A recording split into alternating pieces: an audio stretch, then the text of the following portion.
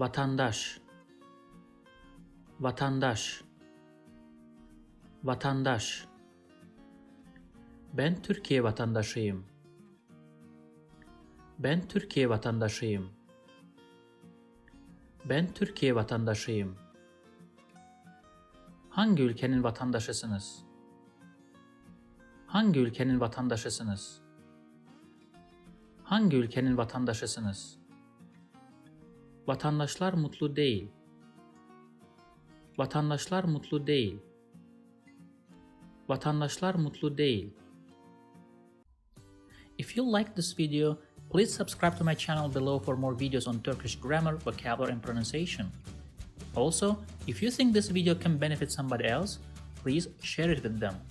Last, if you have any comment or request, please provide your feedback in the comment section below and I'll do my best to respond as soon as possible. Thanks for watching and see you in the next lessons.